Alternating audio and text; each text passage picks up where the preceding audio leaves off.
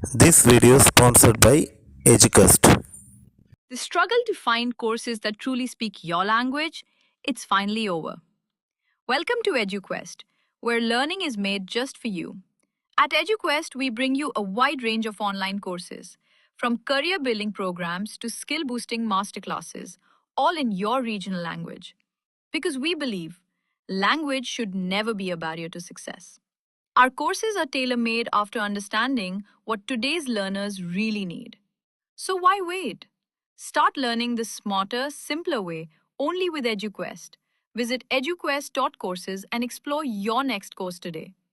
And hey, don't miss out on our exciting offers and promotions.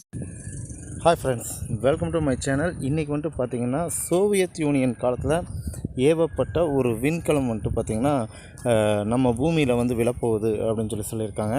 இது என்ன விஷயம் அப்படின்னு சொல்லி கேட்டிங்கன்னா, சோவியத் யூனியன் அப்போது அந்த விண்கலத்தை ஏவும்போது பூஸ்டர் அப்படிங்கிற ஒரு விஷயம் வந்துட்டு அதுக்கு வந்துட்டு சரியான அளவில் கிடைக்கல. ஸோ அந்த விண்கலம் வந்துட்டு பார்த்திங்கன்னா கைவிடப்பட்டுச்சு. ஓகேங்களா. இது பூமியை சுற்றி ஒரு நீள்வட்ட பாதையிலேயே சுற்றிக்கிட்டு இருந்துச்சு. அதுவும் கிட்டத்தட்ட 50 வருடங்களாக. ஸோ 50 வருடங்களாக சுற்றிக்கிட்டு இருந்த அந்த விண்கலம் வந்துட்டு பார்த்திங்கன்னா இப்போ பாதை மாறி இருக்குது அப்படின்னு சொல்கிறாங்க. இது வந்துட்டு பார்த்திங்கன்னா பூமியில் இப்போ தான் விழும், அப்போ தான் விழும் அப்படிங்கிற மாதிரிலாம் எதுவும் கிடையாது. எப்போ வேணாலும் விழுகலாம் அப்படிங்கிறத விஷயமே. ஸோ இந்த டாபிக் வந்துட்டு பார்த்திங்கன்னா இன்றைக்கி எல்லாத்துக்குமே வந்துட்டு ஒரு அச்சுறுத்துற மாதிரி தான் இருக்குது. காரணம் வந்துட்டு பார்த்திங்கன்னா பூமியில் அது வந்து விழுந்துச்சுன்னா ஒரு விண்கல் வந்து விழுகிற மாதிரி இருக்கும். காரணம் வந்துட்டு அது வந்துட்டு பார்த்திங்கன்னா 495 கிலோ எடை. ஓகேங்களா. அதாவது 495 கிலோ எடை அப்படிங்கிறது வந்துட்டு பார்த்திங்கன்னா மேலேருந்து விழுகும்போது வேறு லெவலில் இருக்கும். அந்த அளவுக்கு வந்துட்டு பார்த்திங்கன்னா அதோட வேகமும் அந்த 495 கிலோ அந்த இடையும் இது நிறைய ஸ்பேர் பார்ட்ஸ் பிரிஞ்சு தான் விழுகும். ஏன்னா மேலேருந்து விழுகும்போது வந்துட்டு பார்த்திங்கன்னா ஒரே இதாக அப்படியே வந்து விழுகாது. ஏன்னா காற்றோட உராய்வுனால பிரியறதுக்கான வாய்ப்புகள் இருக்குது. அப்படி விழுந்தாலும் அது வந்துட்டு பார்த்திங்கன்னா கடலில் பெருமளவு விழுகும், ஆனால் பூமியில் குறைஞ்சதாவது விழுகும்.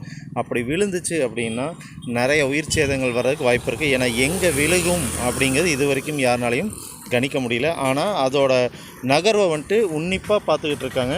ஸோ இதனால் வந்துட்டு பார்த்திங்கன்னா அது எப்போ விழுகும் அப்படிங்கிறது தெரியாது.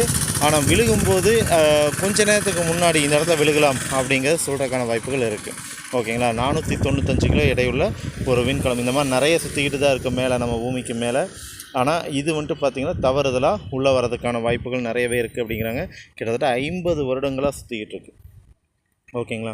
ஸோ இந்த மாதிரி விஷயங்கள் இன்னும் நிறைய நீங்கள் தெரிஞ்சுக்கணும் அப்படின்னு சொல்லி ஆசைப்பட்டீங்கன்னா என்னோடய சேனலை சப்ஸ்கிரைப் பண்ணுங்கள், லைக் பண்ணுங்கள், ஷேர் பண்ணுங்கள், அண்ட் பெல் பட்டனை மறக்காமல் தட்டுங்க. ஆளுங்கிற ஆப்ஷனை டச் பண்ணுங்கள். ஓகேங்களா. இதை வந்துட்டு முடிஞ்ச அளவுக்கு உங்கள் ஃப்ரெண்ட்ஸ் அண்ட் ஃபேமிலிக்கு ஷேர் பண்ணுங்கள். ஓகேங்களா. தேங்க்யூ.